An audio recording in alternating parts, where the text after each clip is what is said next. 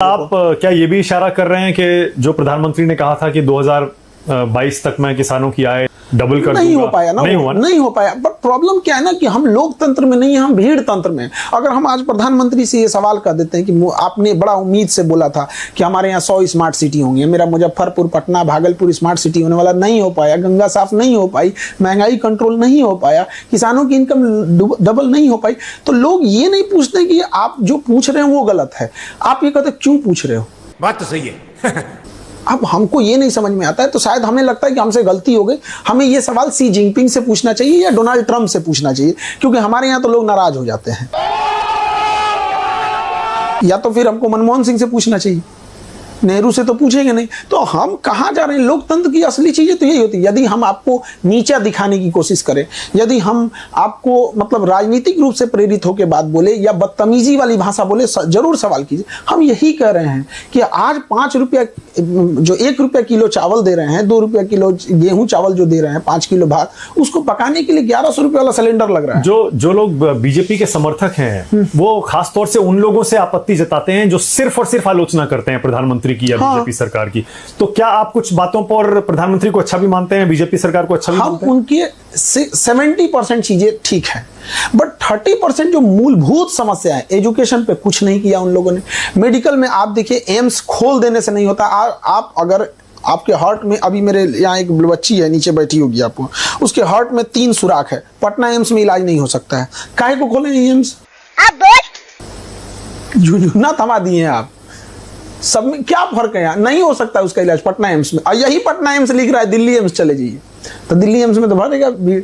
तो एम्स जो स्थापित किया गया, आप उसकी स्थिति देखिए। तो कौन कौन से मुद्दों पर आपको लगता है कि काम नहीं हुआ? एजुकेशन से 30% जो आपने कहा ना, कौन कौन से? एजुकेशन हो गया, और बताता हूँ। एजुकेशन पे कोई काम नहीं हुआ, महंगाई रिलेटेड चीजें नहीं हुई। मेडिकल इंडस्ट्री में आप देखिए, आज भी हमारे पास विदेशों से MRI machine, CT scan machine, ये सारी मशीनें विदेश से आती है, हमारे यहाँ बनता नहीं है। एटलीस्ट निर्मला सीतारमन से कहिए कि कम से कम उस पर टैक्स मत ले।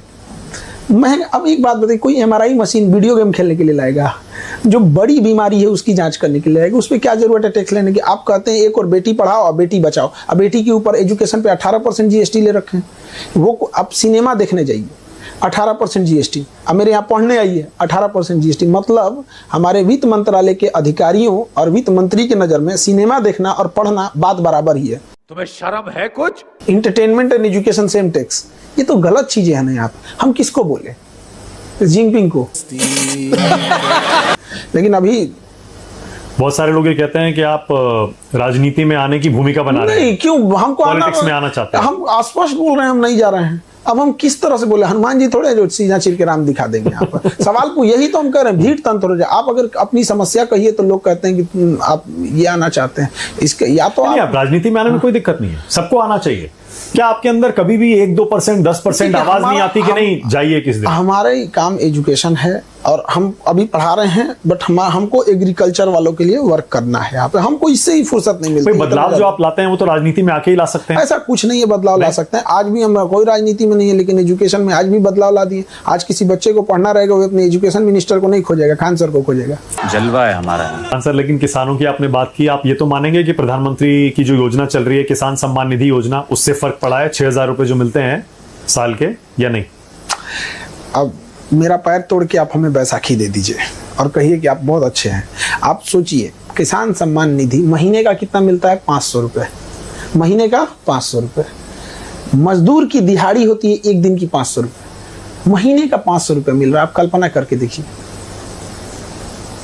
आप सोच सकते हैं। वो कहते हैं पहले तो वो भी नहीं मिलता था, नहीं, उससे तो बेहतर है। हाँ, उससे बेटर। आप एक बात बताइए, आप 500 रुपये किसानों को सम्मान निधि महीने का दीजिए और 1600 रुपये DAP कर दीजिए, तो बात तो बराबर ही हो जाता है। आप उसको 500 की जगह उसका यूरिया सस्ता कर दीजिए, 1600 रुपये और DAP खरीद के ला रहा है, सो आप उसको 400 रुपये DAP कर दीजिए, आपसे नहीं मांगेगा वो।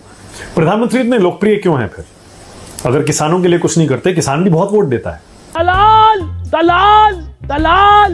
नहीं, गरीब हमारी बहुत वोट बात देता है। किसान पे है। नहीं, वैसे हमारी पूछ रहा हूं, बात आपका मानना क्या है? प्रधानमंत्री से नहीं है। हमारी प्रधानमंत्री है तो ऑब्वियस बात है, किसी देश का प्रधानमंत्री लोकप्रिय होता है। तो डोनाल्ड ट्रंप भी लोकप्रिय है, तो भारत नहीं, डोनाल्ड ट्रंप तो फिर भी हार गए थे एक बार, ये तो लगातार तीसरी बार चुन के आए। तो लोकप्रियता अलग चीज होती है। हमारा मेनली वो तो काम करेंगे, सोशल मीडिया है, उनकी अपनी टीम है, कितने बड़े वक्ता हैं।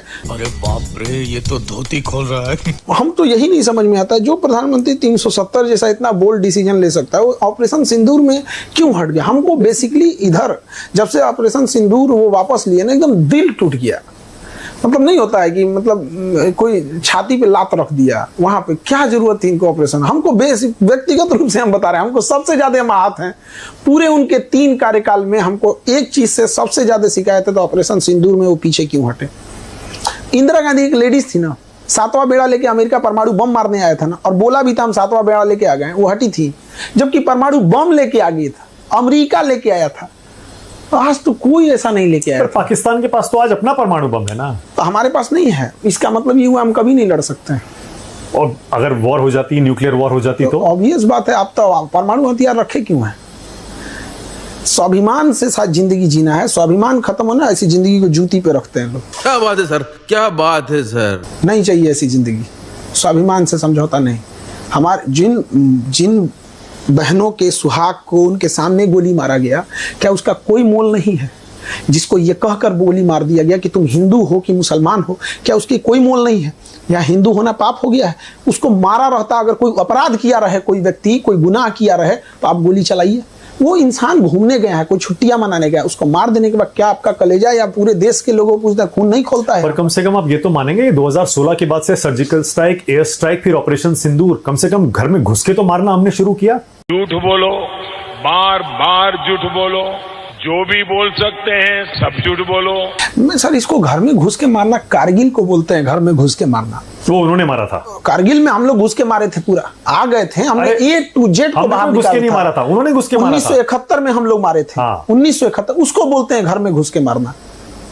1971 में नक्शा बदलना चाहिए, धरातल पे चेंजिंग आनी चाहिए, बहुत चेंजिंग आनी चाहिए। ऐसे तो 4 मिसाइल मार देंगे हम, हो जाएगा, ऐसे थोड़ी होता है। आपको लगता है पाकिस्तान का इलाज यही है? नहीं, पाकिस्तान का ना इलाज इजराइल स्टाइल में करना चाहिए, उससे नीचे कुछ नहीं।